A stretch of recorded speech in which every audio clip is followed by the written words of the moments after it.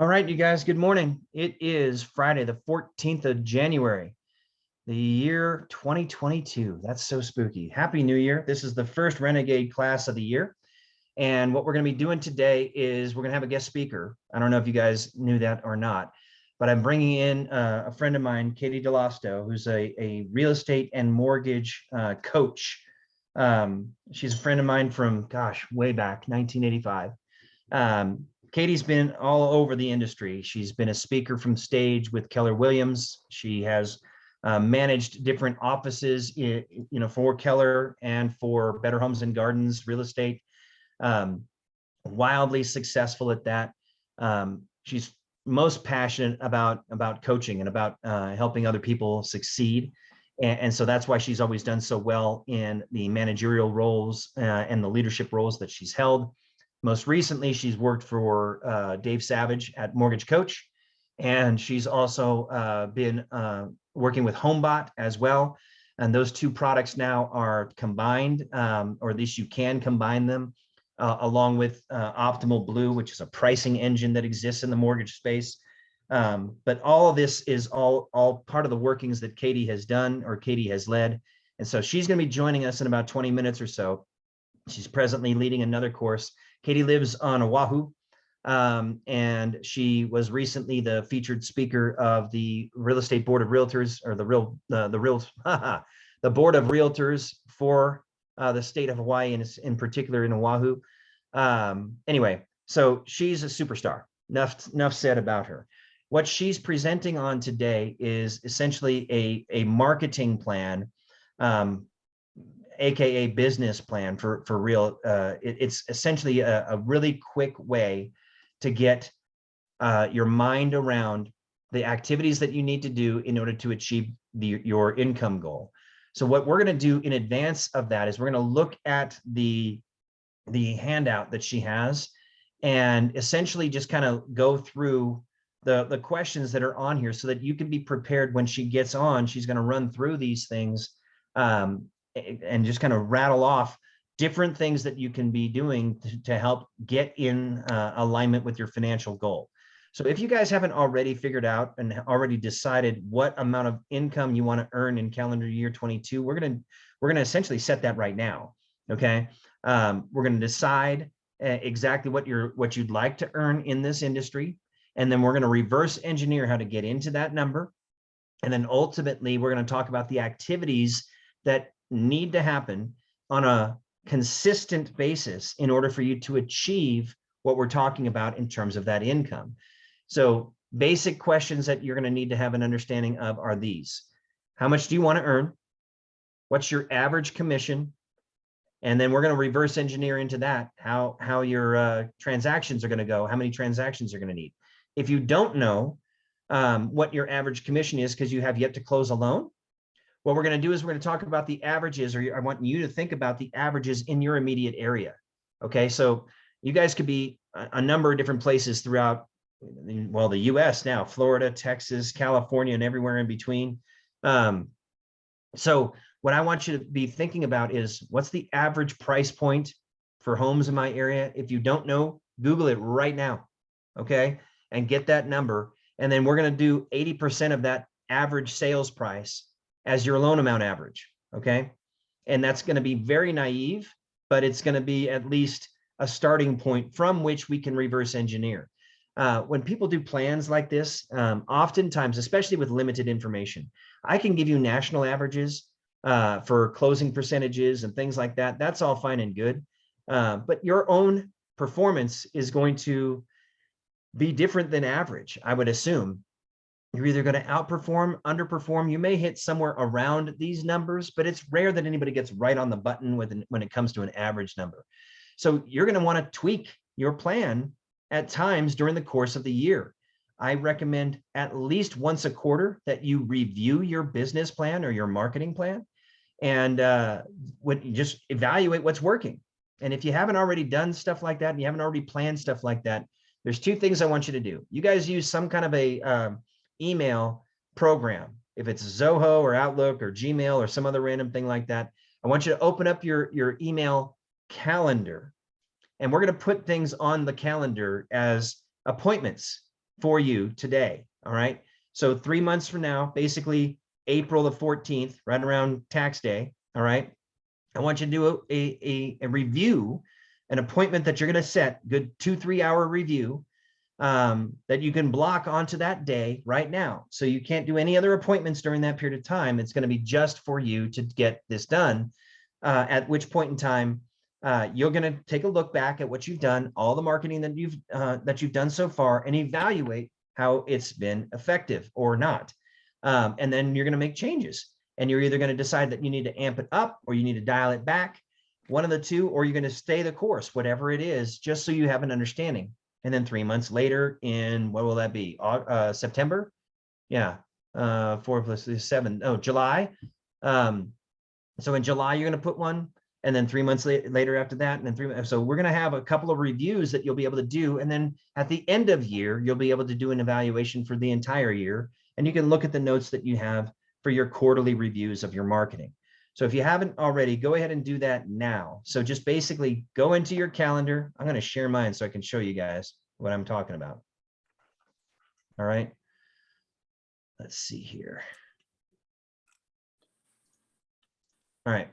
Here's my calendar. All right. So let's go out to April 14th. And I do on this day, how about at 1 o'clock? New meeting.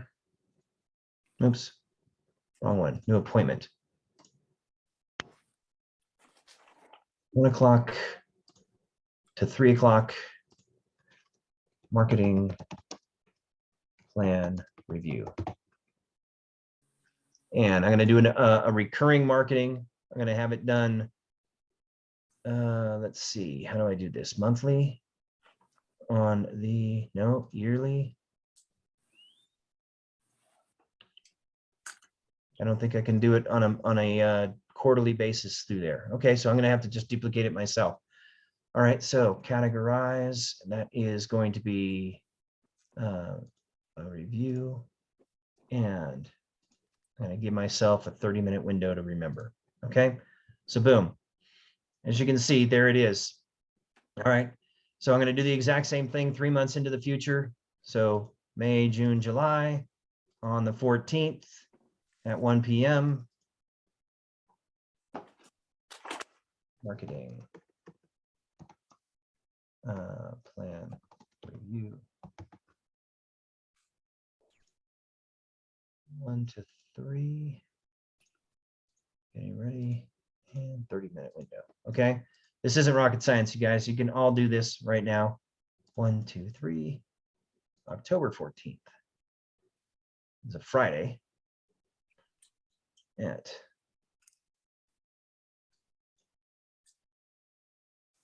1 p.m.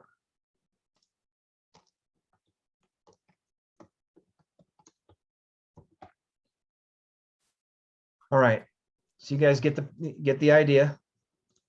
So I just made that plan for this calendar year. What I'm going to do now is I'm going to get in December. This will only be like a 60-day review, but nevertheless, it's one that I want to have done. And I'm going to put it on, I'm not going to go that close to the end of the year. I'm going to put it on the 27th.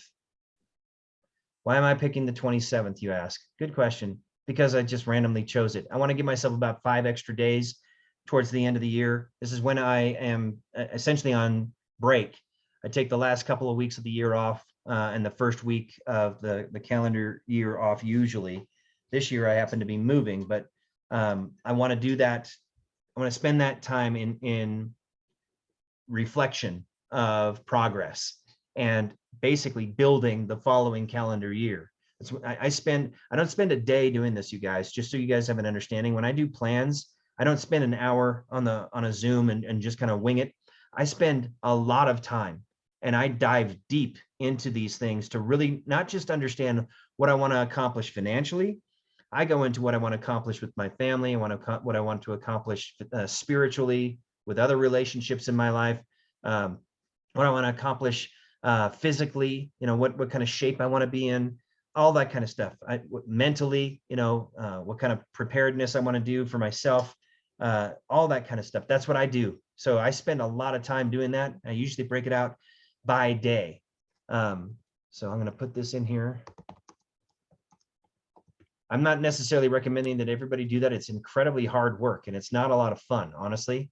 But it's what I do and it's what I've been doing for years at this point. And then on New Year's Eve, I take a walk and I just kind of evaluate all the things that I've talked about, and I work it out with myself. I give myself grace. In other words, I forgive myself for the things that I haven't done, and I basically just ask for some help from spirit, and that's it. So that's what I do.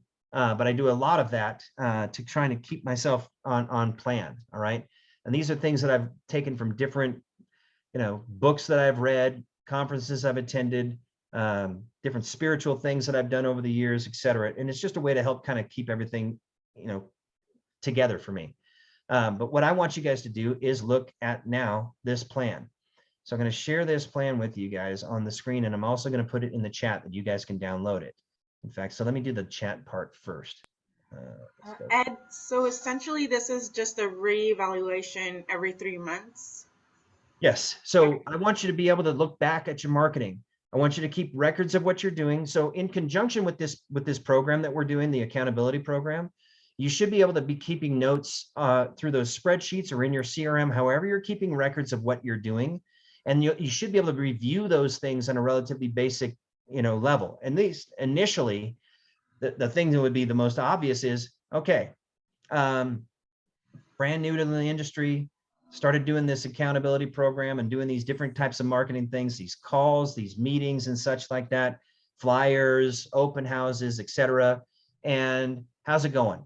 How many loans have I closed? How many relationships have I built? Are those relationships starting to bear fruit? And that's the kind of evaluation that I'm going to go through. I'm going to go through the finances as well. I'm going to look at my broker demands. I might have a conversation with my mentor, something to that effect where I'm really getting familiar with, okay, so far I've taken applications. Let's say I've taken a dozen applications, and of the 12, now my average loan amount there is now, it's not 400,000, it is 372,000, or it's 286,000, or whatever the average is of the applications that you've taken. So now you have an idea of what your average loan amount is.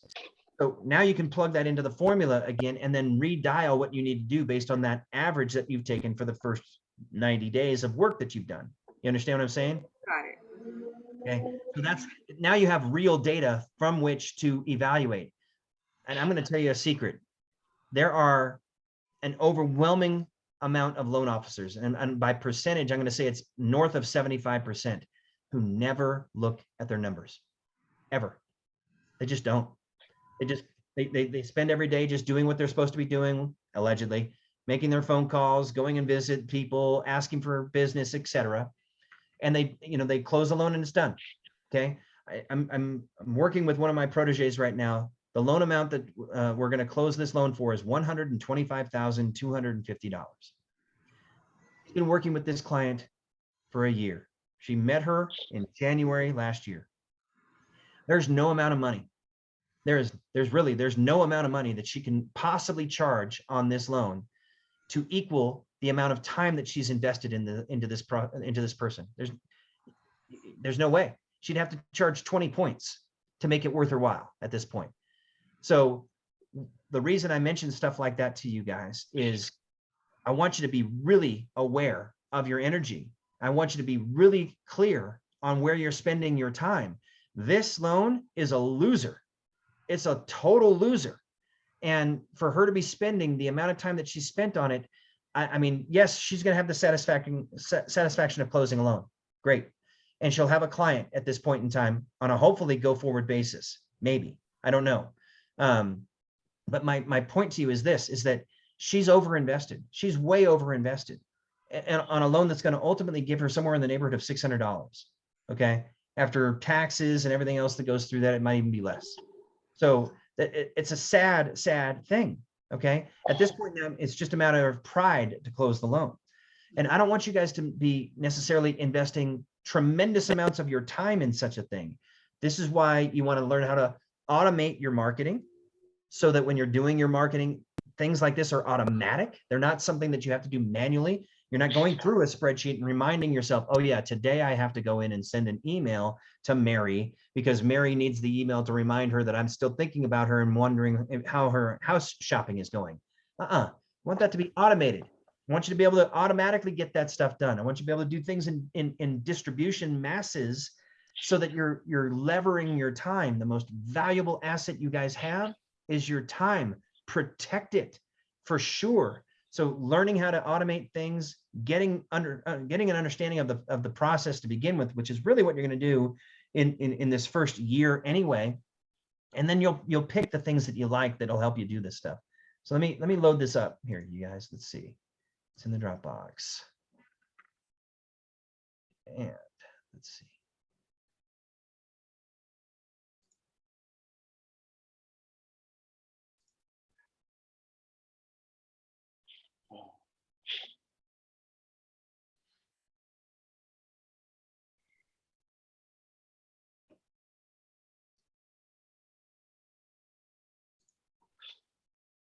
All right, boom, there it is. Okay, so this is the 6-minute business plan. 6 minutes, for real. It's kind of scary. It freaks me out, to be honest. It's like, holy cow, that little? Wow, that's pretty spooky. But Katey does it like this because what she's telling you is like, it's really that simple. A lot of people spend way too much time on these things. At some point in time, you just have to decide. Okay, let's see. All right. So you guys ought to have in front of you right now is just a couple of questions. This is a 1 page. Got me? 1 page. So in the financial goal, this is simple stuff. I mean, how much do I want to earn? You put in the number, okay? And then how much is your average commission check? I'm going to give you guys just general assumptions, okay? There's also in our back office, not in the back office, I take that back, in the Dropbox, in the same Dropbox link that I gave you guys yesterday, and I can put the link in the chat again here today, that goes straight into the marketing and marketing my mortgage business Dropbox folder that is available for anyone to look at, okay? In there is a spreadsheet that will essentially do exactly what you're looking at here, electronically. So you don't have to think about the math and stuff like that, right? But for now, I want you to look at this just because this is the simple stuff. So let's use the examples that Katey has on the form. If you want to make $200,000 this year and your average commission check is $5,000, so that would assume in our industry, that's a $400,000 loan and you're making a 1.25. Our compensation over here has gone up. So we can reverse engineer that if we want to. Let's see. 5,000 4%. $357,000 loan amount. Okay, so that's what that turns into. So if you think or maybe the average in your neighborhood is your loan amounts are going to be around 350 to 360. If that's the average, then you're going to make around $5,000 on that deal. Okay, based on our current comp plan. All right. So you don't have to divide. Well, I mean, her number 3 is about the number of weeks that you want to work in the calendar year. Okay, there's 52 weeks. And, so she's basically saying, or she's making the assumption here, I'm only going to work 40 of those 52 weeks. I'm taking 12 weeks off. All right.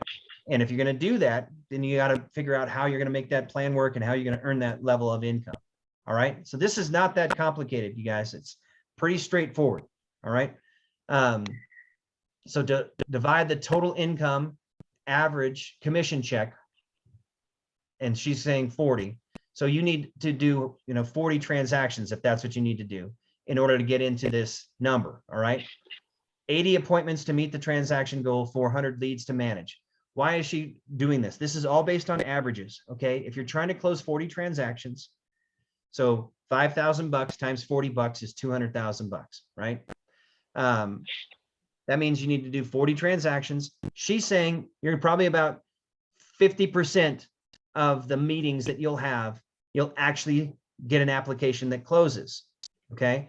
So if I got to do that, then what's the number of leads I need to talk to that are going to actually book an appointment? And there's a ratio there. And these, again, are based on averages for her.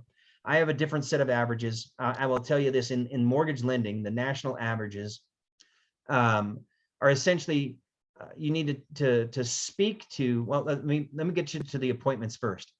Right now in our accountability calls, you make 30 phone calls, you get 3 appointments, right? So it's a 10% in terms of making appointments with random phone calls, leads, okay? And these are people that you may never speak to. So it's a misnomer to do it at the 10% fraction, because you may never speak to some of those people. So in reality, if you're given a lead, say for instance, from a realtor, or you buy a lead from a resource of some other kind, okay? So a partner gives you a lead, or you buy a lead, whichever. The national averages of those leads that you receive, roughly 25% of them will make application, okay? They'll make application with you, meaning that they'll choose you as their loan officer. Of those people that have chosen to do business with you, only about 75% of them will actually close escrow. About 25% of them will fall off. They'll get midway through the process, and they'll be the ones that bought a car before they closed escrow. They'll be the ones that bought the furniture or the washer dryer. And all of a sudden now they've got a new credit account with Lowe's or Home Depot or somebody like that. And the payment on that or the car far exceeds what they can actually afford according to the underwriter, and you just blew your deal up, okay? So that kind of a situation. Or for instance, that they just decided that they didn't want to buy the house ultimately. You know, the condominium HOAs were too high, or the amenities weren't good enough, or, you know, a tragedy struck, a mudslide, a fire, the house burned to the ground, anything like that. These things happen, you guys. These are real life examples. So with all that said, there's a ratio. So for what I say is, for every 4 leads you get, you'll book 1 application. For every application you book, you'll close 3/4 of them. All right. So how many do I need to do to get to that 40? If I want to close 40 transactions, you know, in 40 weeks, basically it's 1 a week, right? So how many people do I need to speak to in order to book that number of applications that are going to close escrow, right? So you have to tweak the numbers just a tad just to get yourself to that number, whatever it is. So taking applications, actually getting someone to take an application, is not a guaranteed close, right? So that there's a delta that exists in there. And that's, in my example I'm giving you is 25%. What Katey's basically telling you is something a little bit different. But, you know, whatever you think it is, it's up to you to kind of ultimately just pick a number. National averages in mortgage lending around 25% fallout. So knowing that, this is how you're going to organize how many people that you need to speak to. So for her, the math worked out to being 400 leads. I need to speak to 400 people to close 40 transactions. Relatively simple math, right? So here's the weekly goals, okay? In order to speak to 400 leads, and I'm going to work 40 weeks, that 12 weeks, I'm going to do other stuff, vacation, trainings, business planning, whatever. So I need to do 1 transaction per week. That's 2 appointments per week to meet the goal with buyers or borrowers, okay? And therefore that means I need to get 10 leads per week in order to meet that. So now the question becomes, where do I get the leads? Okay, now we know where we can get the leads, because the obvious are our referral partners, realtors, CPAs, CFPs, divorce attorneys, estate planners, insurance agents, etc. Okay, and family, friends, neighbors, marketing agencies, you know, lead providers if you want to buy them, whatever you want to, title companies to farm and market to, all those other kinds of things. That's what you can do to basically get those leads. Paulo, what can I help you with? Yes, how are you? I just started last week. Good. And yeah, thank you so much. I'm wondering, do you, sorry, do you explain how to get leads from CPAs and insurance agents? Because it's actually a different kind of people, the realtor. I'm a realtor myself. And also another question is, a lot of realtors, real estate company, they have their in-house mortgage loan originator with them. And in a meeting, you say that we may offer different products than their own in-house mortgage loan originator. For the people who started, you have like a breakdown of this product that they may be different. That's all. Thank you. So, okay, in the link I'm about to provide for the Dropbox in the chat, there is there's actually scripting in there on how to get loans from insurance agents, attorneys, CPAs, CFPs, all those other ancillary types of folks, essentially non-realtors, right? The framework, Paolo, is not any different. You're going to continue to book appointments with them. And the value that you can bring to them is obviously of you as a loan officer, you're someone who can bring that kind of value to them for their clientele, be it education, opportunities for to do refinances, buy a second home, those kinds of things. CPAs, obviously, they're looking at someone's tax return, right? And they know that they have a need to have more write-offs. And they'll obviously need to say, hey, you know, one of the things that you might want to think about is increasing your write-offs. Have you entertained buying a rental property? You know, maybe you need to get a duplex or a fourplex. Oh, well, great, Mr. CPA. Do you know anybody? Yeah, I know this great realtor. His name is Paolo. He's local. And I'd love for you to take a meeting with him and speak with him. And it's really that simple. That's essentially the plan that you're putting forward with the tax person, the investment person, the insurance agent. All of these things are the same. And you're just networking. You're really just networking. Does that answer your question? Yes. Okay. I mean, there's obviously there's more sophistication, obviously. But I want to say what we do during Renegade, and we'll do this all throughout the year. You're going to get we'll have a list of posted subject matter. It should happen at least on a quarterly basis of the different subjects that I'm going to be going over. And so you'll be able to review these things over time. They will ultimately be in PWM Pro as well. So you'll be able to go in there and review them all on our intranet. And then I post these things and I stream them through my YouTube channel. So if you ever get lost or you can't find them, that's where you can find them as well. And I'll provide all that information. This is actually going to be the first one that I'm going to put out there onto YouTube on a live basis. So anyway, so Katey should be joining us any minute here. And then obviously her last plan here is to execute. So for us, really what this boils down to, you guys, is I want you to pick the things that you want to attack, and knowing that you're going to be able to pivot. You're going to be able to adjust your plan.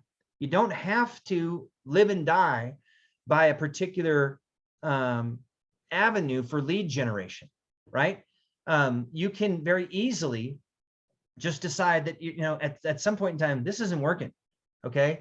The realtor base that I'm going after, they're non-responsive. Maybe the place where you are, maybe the town in which you live, I'm thinking of, I think his name was Gustavo yesterday. He's in this tiny little village outside of the Indian reservation in the desert in Southern California, really kind of closer to Nevada than to anything, out there in Palm Desert, right? About a half an hour from Palm Desert. Well, his clientele are going to be limited, right? I mean, his immediate clientele, at least, it's just the sample size is too small. So what does he need to do? He needs to expand that sample size, and he may have to go into Palm Springs and Palm Desert or different parts of Inyo County to find the buyers that he's looking for. Heck, he might have to go into LA to get those people. And the beauty about being a loan officer and having our licensing for where we are is we can cover the entire state. And numbers are numbers, you guys. I mean, it's really just about creating a great personal responsibility and having that relationship with people. You can create a relationship with folks over the phone. All right. It's harder to sell a home. Paolo, you can back me up. harder to sell a home over the phone with a clientele and having them agree that, oh yeah, you're my guy. I've never met you before, right? But they're not going to likely do that. And plus, it's hard to get them to sign the listing agreement when you're not present with them to do it.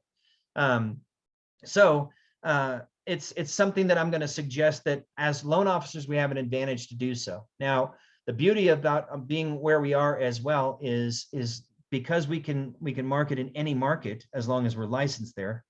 That gives you the opportunity. It doesn't matter if you live in Timbuktu, California, or some random place in Texas where your options are limited. You can present yourself in a different town. Now, I'll give you an example. I went to school in Fresno. All right, that's where I graduated from school in Fresno, right? But I grew up in the Bay Area, and I've lived in different places, and I've visited a number of different places as well. So I use those experiences of places where I have a depth of knowledge about the neighborhood or something like that. Like, I mean, it's been a long time since I've been in Fresno, honestly, for any length of time other than to visit or to go to a ball game or visit the guys from the fraternity or something like that. Honestly, the last time I was there was for a birthday party for my ex-wife's father. Okay, so it's been a while, right? But I still know the town well enough to be able to talk about the university, talk about the politics of the area, to talk about the way it's grown, and I can carry on a conversation with someone. So if I got a lead from someone in Clovis or Fresno or Selma or even the Kingston or wherever, the random areas around there, Firebaugh, I could talk the talk. You could do the same. All right. Never lived on the Central Coast, but both my kids go to school in the Central Coast now. So one in Santa Cruz and one in San Luis Obispo. So I've visited both those places many times. And do I have a working knowledge of the real estate in the area? Yeah, because when I'm hanging out with them, I go to the grocery store, I pull that little magazine that's free as you walk in that talks about homes and land. And, I peruse it because why? Because I'm interested in it. I'm here. This is what I do. You guys want to be doing the same, that kind of stuff. Use your experiences to be able to have be able to talk with these people with intelligence and with familiarity. It helps bring down the anxiety and the trust wall starts to get much lower once you can talk about this stuff. Paulo, you still have your hand up. Do you intend to ask another question? No, it just didn't come down. Okay, I got you. Thank you. Boom, took care of it. All right, so what I'm just waiting on Katey at this point in time, you guys to join us. But what I want to ask you guys now is to kind of really think about, have you guys got your income number for the calendar year? Does everybody have that? Give me some kind of reaction. Yeah. Give me one of these, yeah. No, I came in late. Okay. I was in another meeting. I'm sorry. No problem, Monica. So the first question is, do you know how much you want to earn this calendar year? I haven't thought about that. Pick a number. I just want to close my first loan. That's all. Got to pick a number. So today you're going to pick a number. All right. So you're in Florida, right? Yes. What part of Florida? I'm in the Sunrise area for Lauderdale. Okay. What's the average sales price in Fort Lauderdale? Right now, about 350. Okay. So take that number, multiply it by 80%. You're in the math industry. What do you get? Okay. Let's see. Let me get my calculator. About 280. Okay. So I want you to use that as your average loan amount.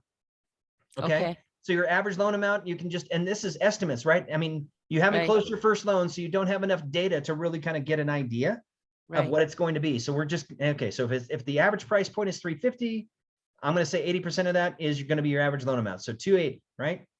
Yeah. So now you can, based on that information, you'll be able to fill out this form that is in the chat. Can you see it in the chat, Monica? By joining late, you may not have been able to. No, it's not there. Okay, I'll repost it.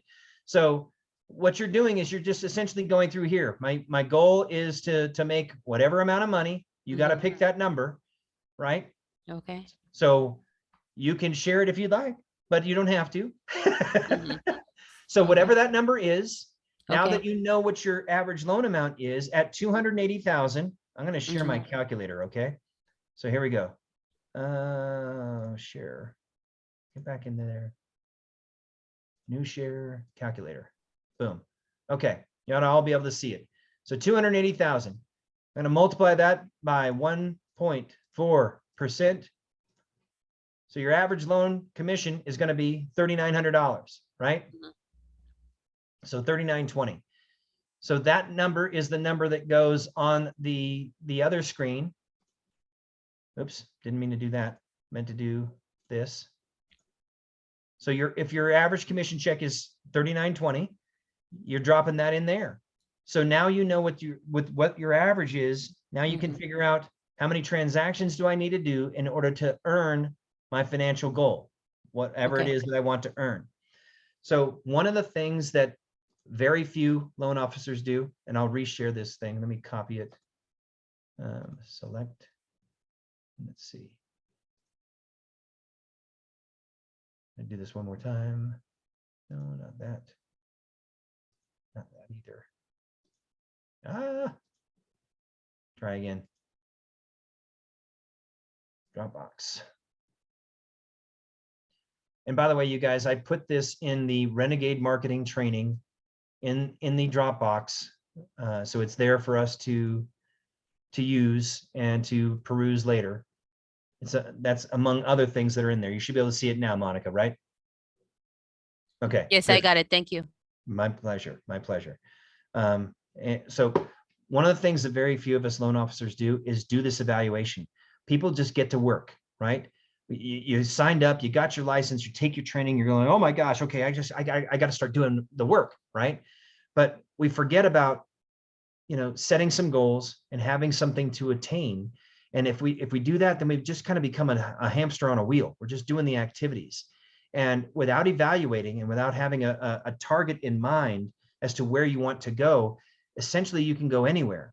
And what ends up happening is that people just kind of just do everything as opposed to a few things. And you're going to burn out because very few of those everythings that you do are really going to work to the degree that they could if you had focus on one or two or three of those activities. So I'm just going to recommend to you right now, since you guys showed up for this, and this is part of the Renegade thought process here, you got to be smarter than the average bear. You got to use that gray matter, that stuff between your ears, okay? I want you to really apply the common sense that you already have. Okay, every single one of you has been a success at something in your life. Okay, you wouldn't be here with the decision that you made to also become a loan officer and basically add that in income to your life. Or if this is your life's mission now to be a loan officer and to actually kick butt in this industry, then you gotta decide that this is what you want to do. Nobody goes, I mean, would you take a job for no money? Of course not. They're going to offer you a salary. They're going to offer you a pay compensation, whatever that is. And you're going to agree or disagree. If it was the standard job, you went to sell some widgets for, Tesla as an example. You don't just take the job for no money. Yeah, whenever you think I've done a good enough job, you can pay me whatever you think I'm worth. No. You negotiate that. I'm going to come to work. I'm going to earn $180,000 as your salary. This is my offer to you. You negotiate, you figure out whether or not that's going to work with you or not, and you accept.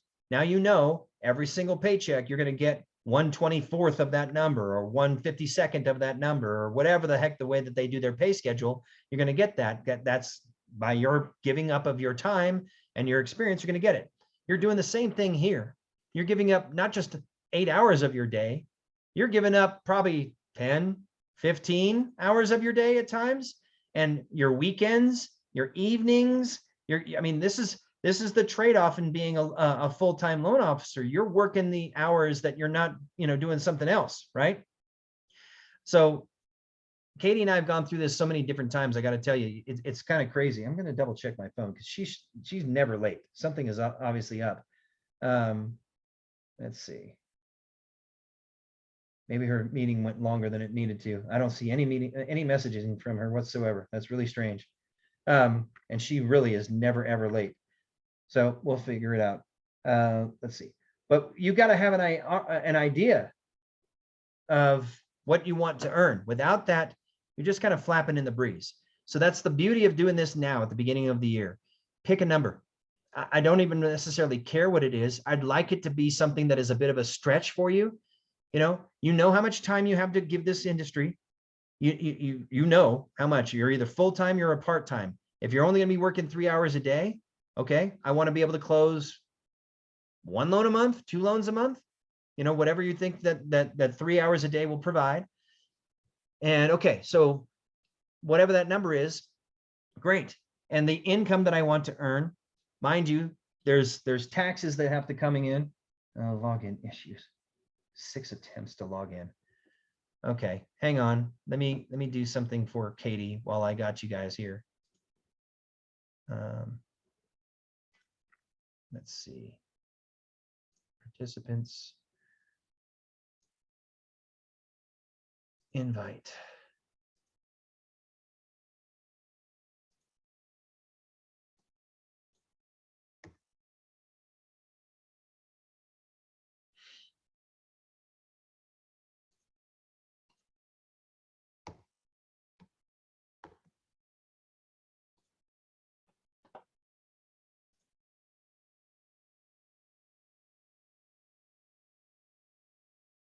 All right. Meeting number 833 752 753 27137. 753 27.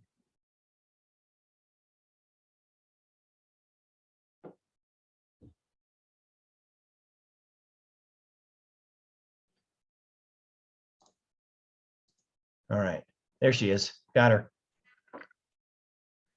Slacker. Such a slacker. I can't even believe you.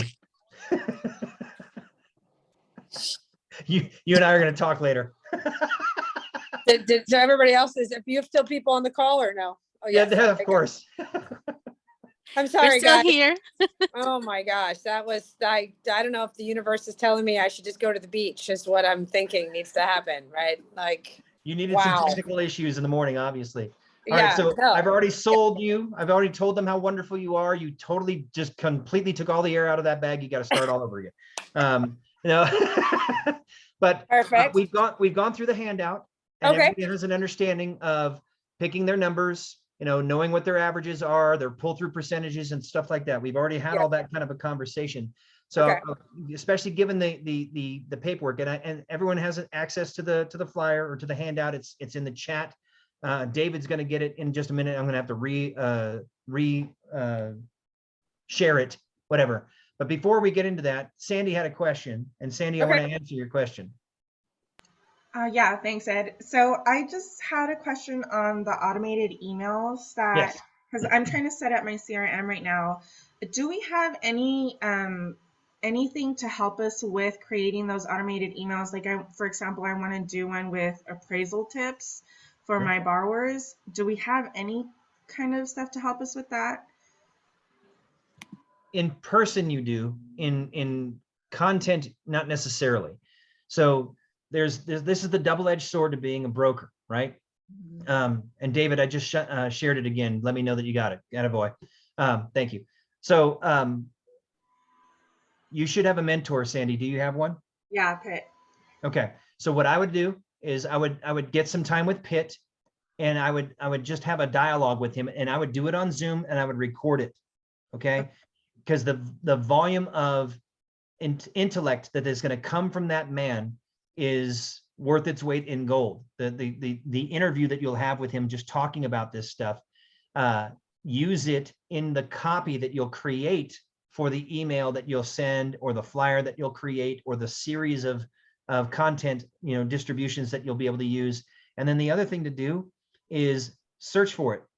Google it, DuckDuckGo it, whatever search engine you use, and look for tips about appraisal for realtors, or tips about appraisals for, I don't know, consumers, and then create that content of your own. Miss Dallosto has a what you need to contribute, Katey? Really? I can.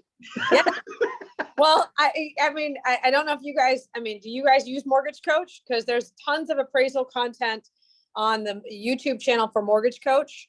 Even if you don't use Mortgage Coach, it's still helpful. But if you do use Mortgage Coach, it's a no-brainer. Yeah. Oh, thank you. Yeah. So I mentioned to them, by the way, Katey, your history with, well, no, not that much history. Just your history in the last few years working with Mortgage Coach, working with HomeBot, the fact that you've spoken from stage with Gary Keller as a leader in the Keller Williams companies, a branch manager for real estate offices at Keller Williams and at BHG. So, and they don't have the details about the fact that we met on the track in 1985 when we were both still teenagers and struggling to do well in track and field. But now they do. So. But I do, right? And you know where the bodies are buried. So that's you know. The advertisement that was supposed to go out for this basically read that I can never not be friends with Katey because she has the shovel in her trunk for where all the bodies happen to be buried. And vice versa. Like I have to stay friends with you because you know too much. Right. So that's right. That's so. Hi, everybody. Sorry for my technical issues. So did you talk about how to use the one-page business plan or the 6-minute business plan with realtors? Did you talk about that at all? I haven't talked about how to use it with a real estate agent, which is a great lead in. So I'll share it if you'd like, so you can kind of go through it and you just point me as to what you need me to do. Is that cool? Yeah, I mean, and I would even start that back up. I mean, are most of the people, what's the average tenure of the people on this call, Ed? Less than 12 months. Okay. Oh, yes. Okay. Awesome. How many, is anybody on this call a millennial? That's a good question. We have millennials in the group. I'm a millennial. All right. I think I see a couple just by your face that you're, not as old as Ed and I are. So who admitted to being a millennial? Sandy? Yes. Atta girl. Okay. For those of you that are millennials, introduce yourself to realtors as a millennial translator. I'm not kidding. That's awesome. Because millennials to realtors are their kids. Is Mortgage Coach YouTube? No, go to YouTube and search Mortgage Coach. Yeah. So YouTube is the second largest search engine in the world after Google. So if you're a millennial, go to realtors, introduce yourself as a millennial translator, because most realtors see millennials as their kids. And it's hard for them to sometimes, not always, but sometimes it's hard for realtors to feel like they can communicate with millennials because they have almost this parent-child relationship. The other piece I would do as a new loan officer, I have a couple things. One is a millennial translator. 2 is introduce yourself. I'm a new loan officer with in the area, and I've heard amazing things about you. And I'd like to interview you so I could learn more about the real estate business from a successful realtor point of view. I just plugged in the Mortgage Coach channel on YouTube. I saw that. Cool. So I have yet to meet a successful realtor who says no to getting their ego stroked, present company included. Right. I'd like to interview you. And then the simple questions there are the same questions you might have with any sort of a meeting with any realtor. Hey, where are you from? Where'd you grow up?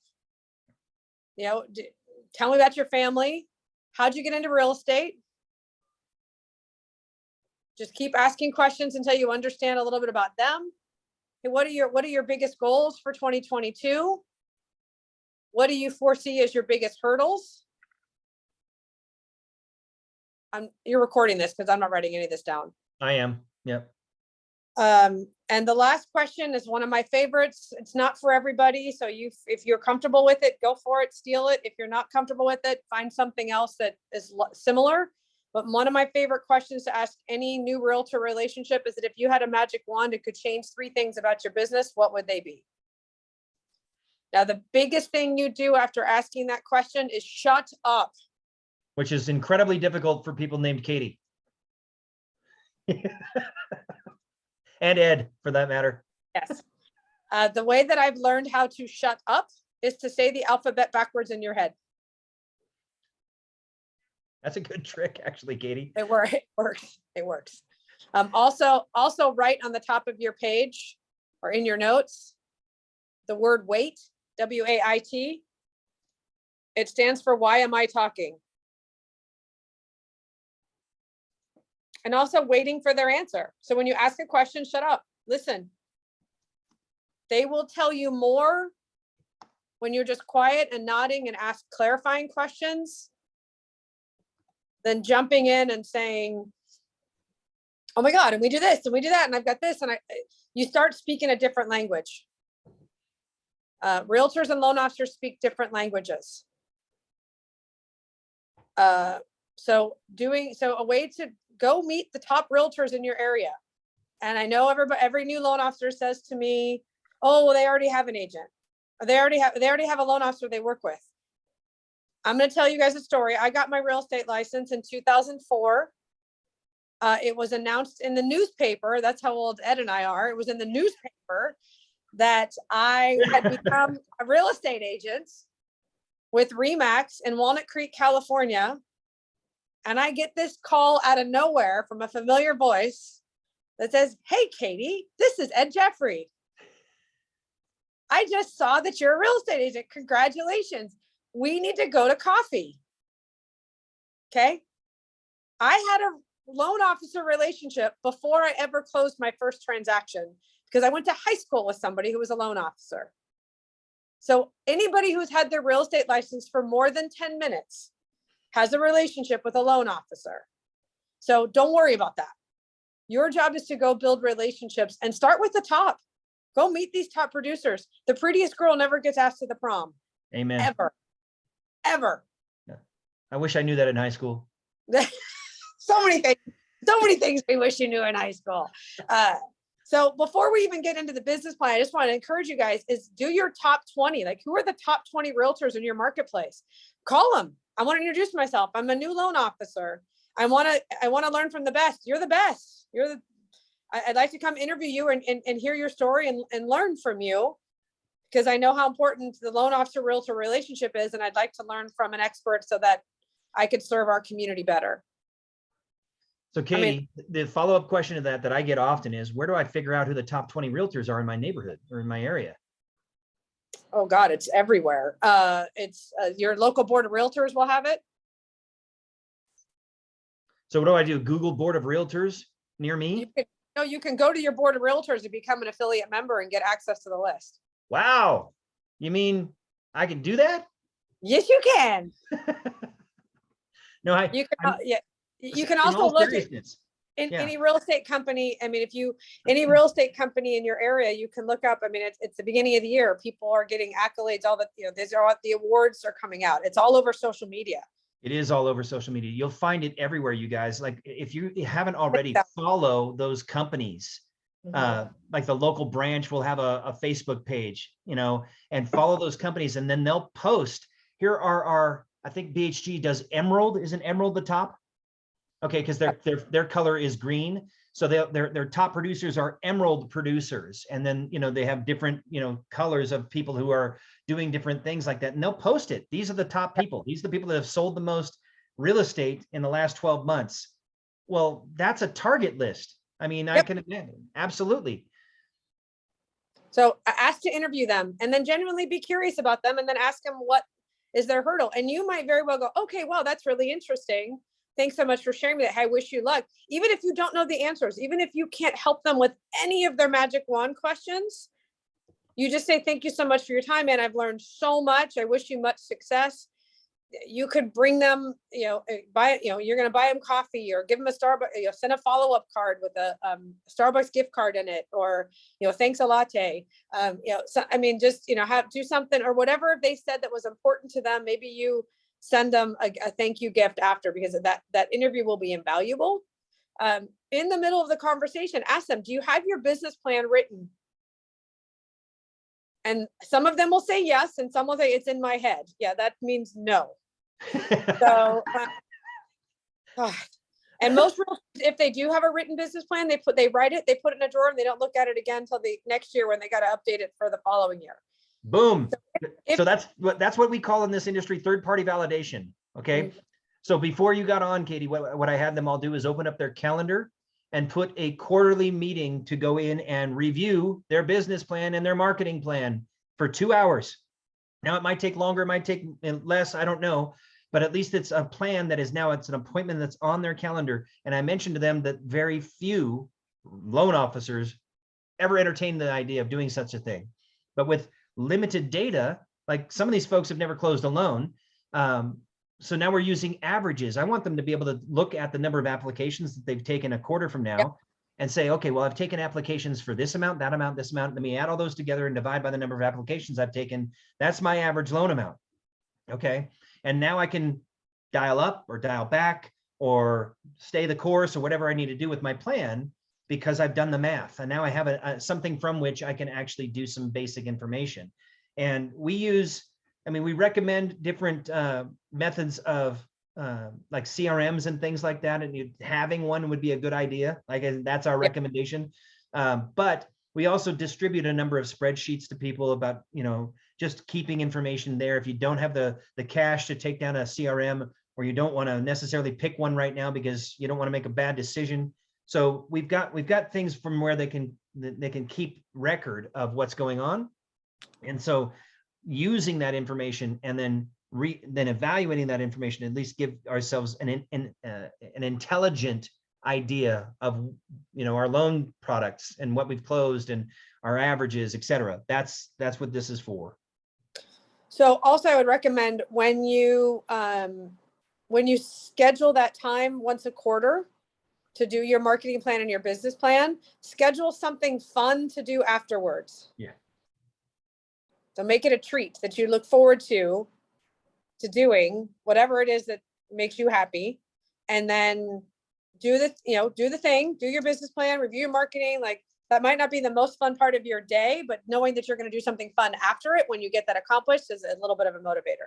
Most realtors the same way. And sharing what Ed just shared with you is something most realtors don't do. So you could say, hey, I took this class.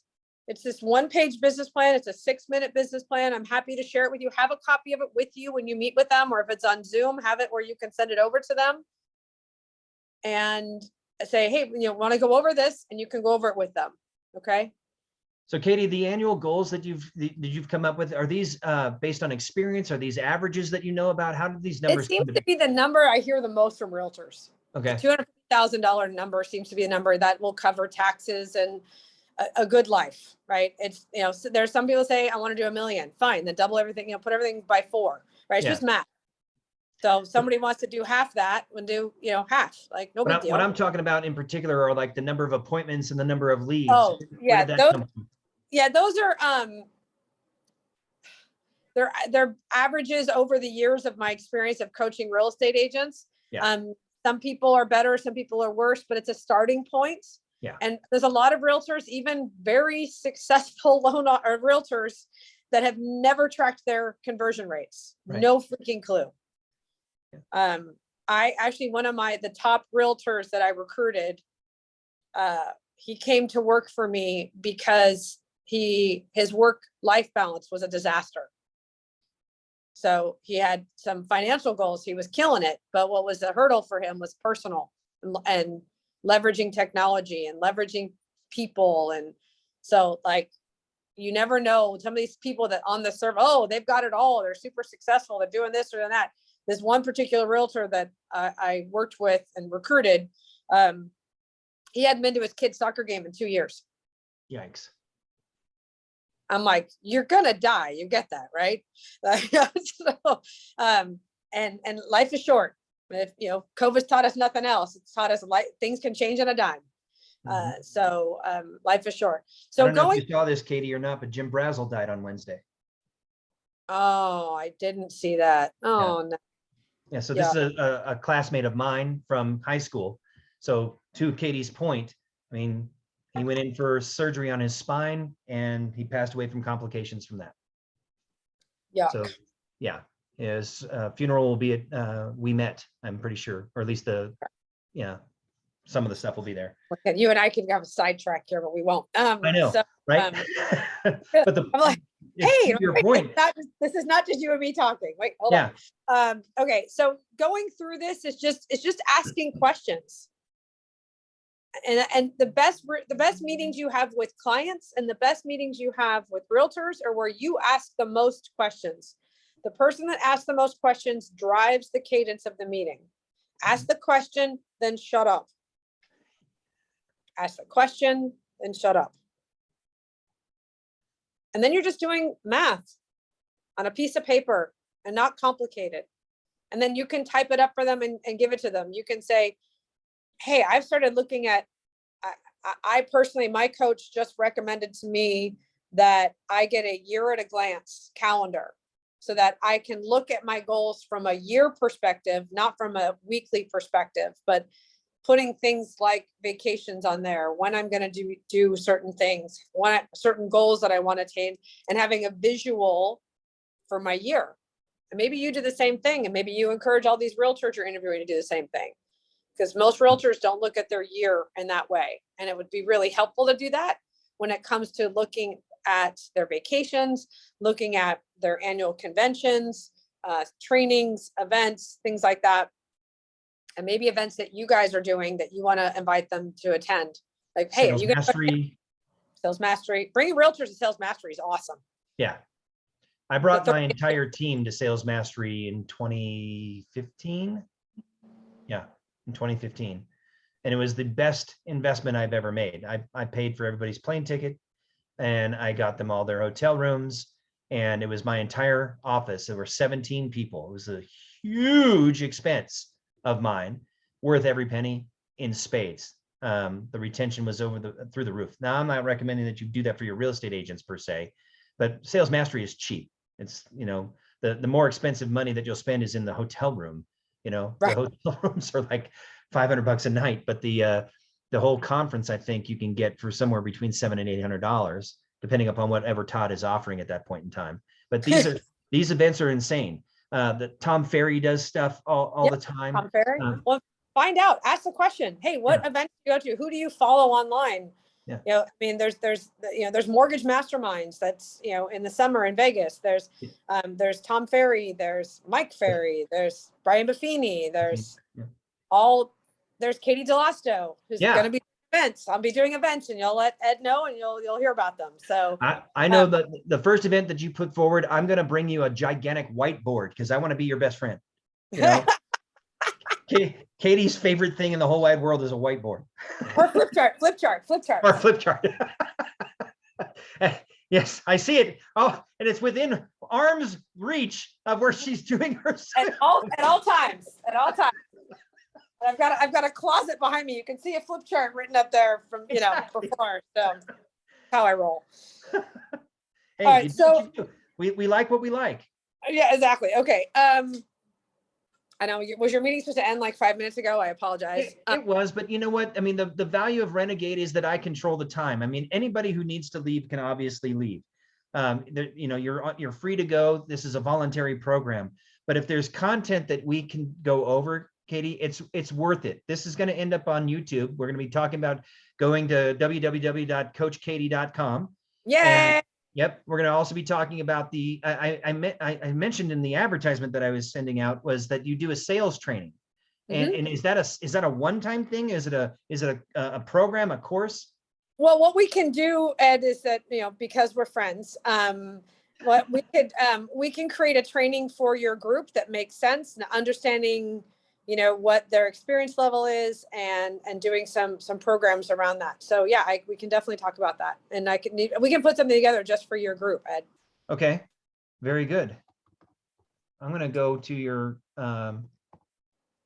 website. Yeah, right now. Yeah, the sales training I have is a 10-part sales training program, and we can customize it for your group and do some special pricing for you. Okay, no problem. Awesome. Very good. I like and that. And then I'll put that together with Ed for all of you, and then we'll send out the invite and we'll go from there. So just so you guys know, this is what her website looks like.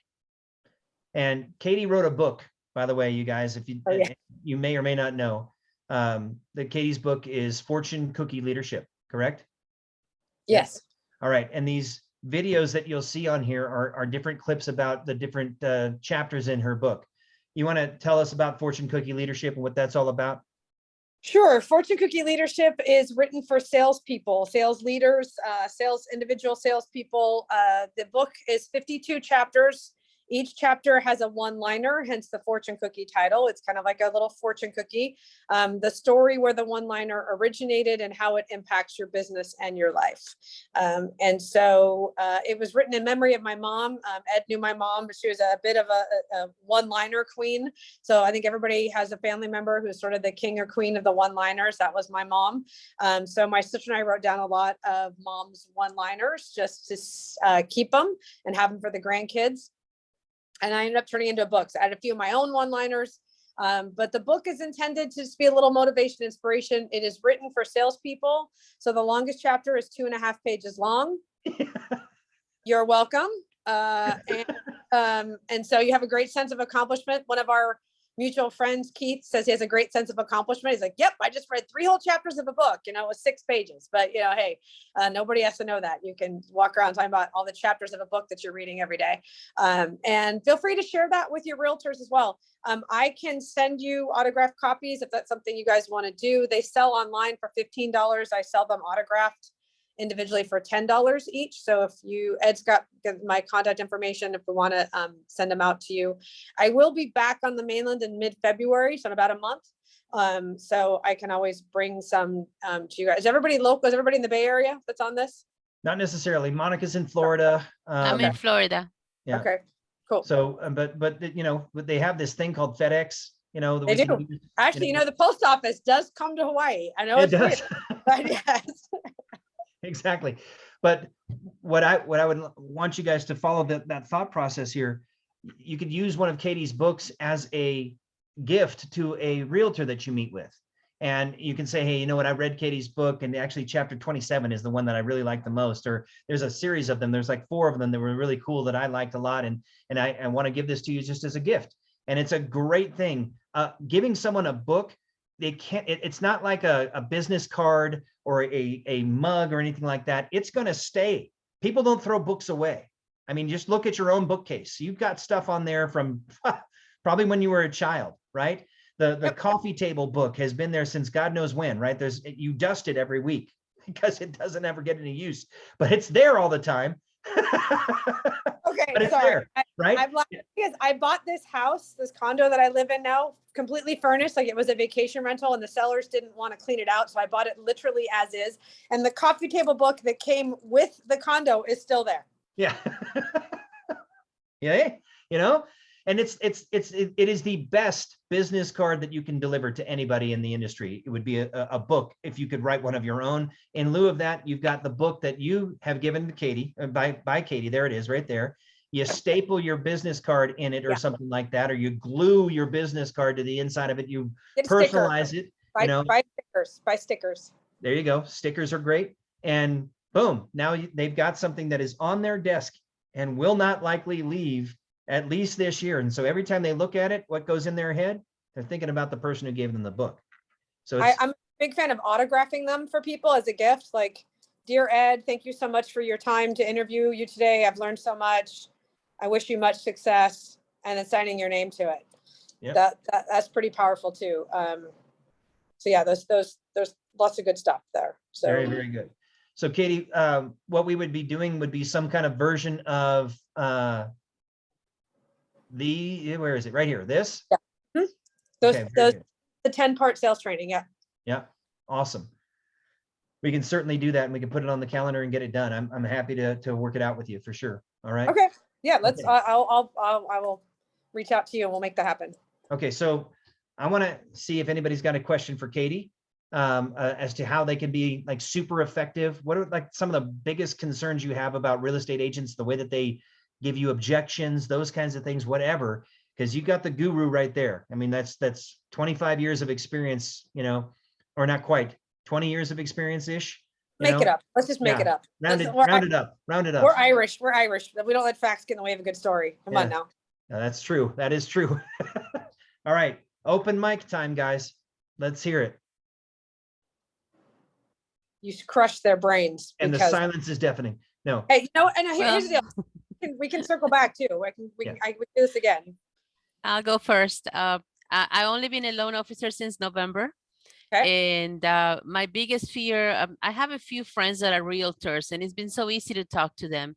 And like you said, you ask a question and they talk forever. They give you every detail of their transactions, which of course I'm thinking to my head, I don't need to know any of this stuff. But anyway, but my biggest fear is to contact somebody with experience and have them ask me specific questions about loans that I cannot answer yet. That's my biggest fear. Okay, well, so that's where you have to start off the conversation with, I'm new and I'm in training, I'm learning. And you can even use Ed or me. It's like, hey, my coach, right now I'm your coach. I'm coaching you, right? So my coach has asked me to go out and interview 5 real estate agents that are top producers in my area. It's part of my training process. Your name came up as somebody who's a rock star realtor in our area. Could I come and interview you about your business and how you got started? And it won't be longer than 30 minutes. We can do it via Zoom or we can do it at a coffee shop. What's better for you? They're not going to ask you mortgage questions because you already told them that you're new and in training. Okay, thank you. That sounds good. Yeah. Okay. And anything that they do ask, quite honestly, Monica, if it's something that you don't know, you should tell the truth. You know what? I don't know the answer to that right now, but I certainly can use my coach as an example, and I can get a hold of him or her and ask them the question.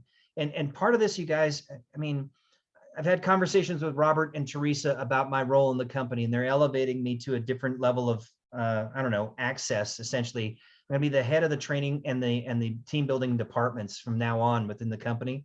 And so with that being said, I'm an open book. You have my Calendly app link. And if you don't, I'll post it in there. You can have 15 minutes of my time any day of the week. And there's always availability. So hit me up. And this is how I get fulfillment in life. So if you don't call me, I'm going to be upset. You know? Okay. You'll be in the middle position. Sad. So please, let's not have any of that. So, we don't want a sad Ed on your hands. That's terrible. That's terrible. Sad Charlie Brown. It's bad. So Sad Charlie Brown. Thank you. all right. Any other questions? Any objections that either you've heard realtors say that they've actually said to you, or things you're afraid, like Monica bravely said, this is what I'm afraid. Thank you and I would say, make life choices out of love, not fear. Fear is, debilitating. So, and nobody will spit in your eye. I promise. Truth.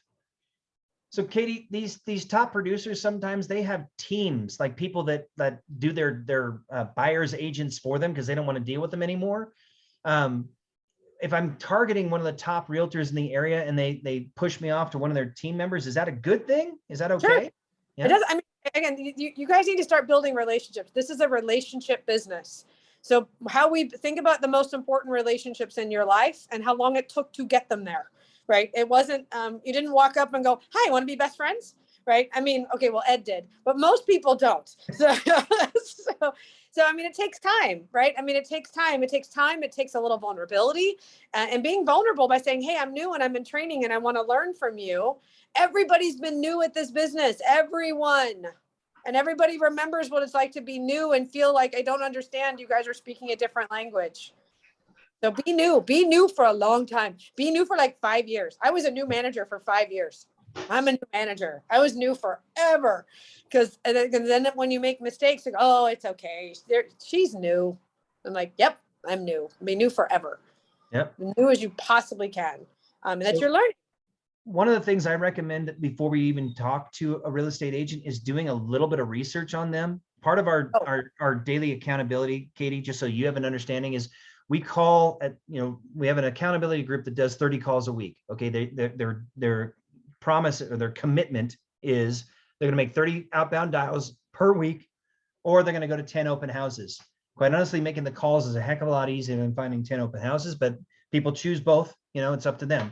But in those calls, when we're doing research, when we're finding out who has an open house, I recommend that they go to their website, they Google their name, they look at their bio, they look at their LinkedIn profile, because then that's going to give you some of the answers to the questions that you're going to ask in that interview anyway, and you're already going to know, and you can act all surprised. You're like, wait, you went to Cal State, whatever, or I didn't, I went to such and such, or you have some levels of commonality that you can lead the questions just like an attorney does in a courtroom. You can lead the questions that you already have the answers to, so that you can have basically content about which you can dialogue that is familiar and you already are ready to go. So now you're going to come across like a pro. I mean, you're just going to have all this different little tidbits that you can mention, or, oh, your kids went to this elementary school, so did mine, whatever.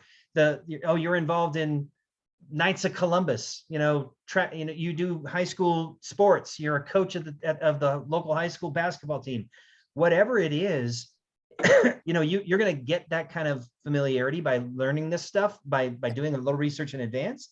So when you sit down with them for that meeting, that you can shoot the breeze with them for real and create that immediate connection, which is not something that everybody does, but that's what a pro does for sure. Just stay connected, stay. And look, here's the beautiful part of this job.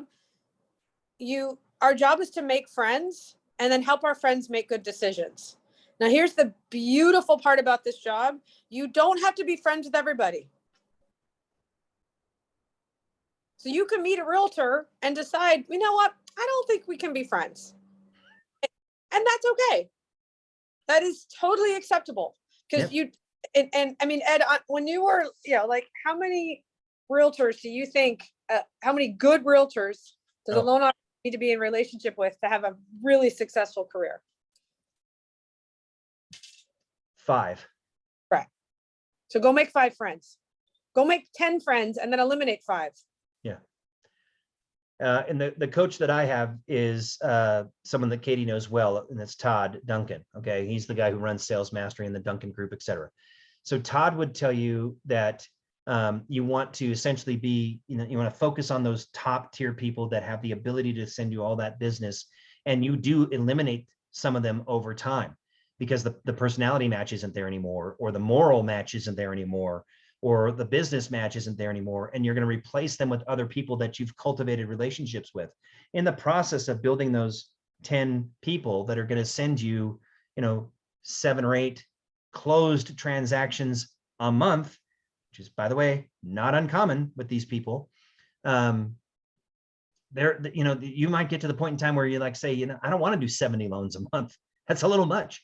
And so I might want to dial it down. And so the people that you just self-select, you're like, okay, I like doing business with this person more than that person. And so I'm just going to tell them, hey, look, I'm winding my career down. I don't want to do this much business anymore. So I'm going to introduce you to Sandy. She's a fantastic loan officer. She's on my team. She's great at what she does. And you've met her before because she's been involved in a deal or 2 or 5 or 17 or whatever the number is. And she's going to be the point of contact for you from a go forward now. And by the time that you get to that pinnacle of business, you're going to have a huge team underneath you, not just the people that you brought to the company, but literally people on your team, LOAs, junior loan officers, those kinds of folks. And you're going to have that could be part of the sales process of bringing people onto your team. I'm going to develop these relationships. I'll hand them to you in time. And that way, because I only want to work so hard. I only want to work so long. And with our company, we're just like EXP. We have the opportunity for residual. So that's a great way for you to build your residual income. Sandy's got her hand in the air. Okay. I'm going to have to roll in a minute. I got to prep for my next meeting. I'm with you. Sandy, go for it. Oh yeah, I got to go soon too. So what do you do with realtors where you had a bit of a rocky transaction with them? I mean, we still ended up closing, but it was pretty rocky. So I don't know. I'm thinking it's just all in my head. So should I just keep, reaching out to them? Okay, so Sandy, I would, first of all, don't shit on yourself. That's not good. And secondly, none of us are mind readers. So the question I do is ask, like, hey, I think I want to do call the realtor and say, hey, that transaction felt a little rocky to me. I don't know if you felt the same way. I'd like to see if we could schedule some time to do a little bit of a post-mortem to see what we could learn from that experience. Because as we continue to work together, I just want things to get smoother and smoother and better and better. And I felt a little rocky. I felt like it was a little bit off, and I'd like to see if how we can smooth out the edges on that. Okay, got it. Own it, own it, own it, own it. Thank you. I appreciate it. And no more shooting. I love that. Don't shoot on yourself, Ed. I should a lot. I know you do. I was always going to call you out on it. Shouldn't try. That's one of the things in my training. No should, no try. There is no try. There's no I try. always thought Ed was full of should. Plenty of it too. Oh, All right, you guys, unless you got David's anything else for Katey. David's my new best friend, right? Just like that. That's right. Like that. David's easy to get along with. Yes. Yeah. All right. Awesome. So unless anybody's got more questions for Katey, and of course we can revisit. So Katey, how do Yeah. they get in touch with you? Do you want to have them drive through me? So the website, you can go through the website, coachkatey.com. My email is Katey, Katey @coachkatey.com. In all transparency, my daughter's here from today through the weekend, and I'm limited on how much I'm checking email, but if you send me a question, I'll happily respond to it. So, I just dropped your stuff in the chat. okay. And I will put together a sales training program for you guys, and we'll do a pricing that makes sense, and timing that makes sense to help support you, Ed, and what you're doing with the team. Yeah, definitely a good idea. And we'll probably have a separate Zoom, maybe a Renegade, full on class where we can go over the entire thing and then have people join if they decide.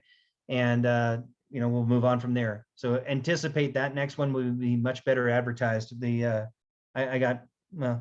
need to do better. How about that? I need to do better. All with right. And advertising. you're not going to try or should on yourself. That's So, exactly right. good. Proud of you. All right. Thanks, Thank everybody. you. Bye-bye. Thank you Talk to you very later. much.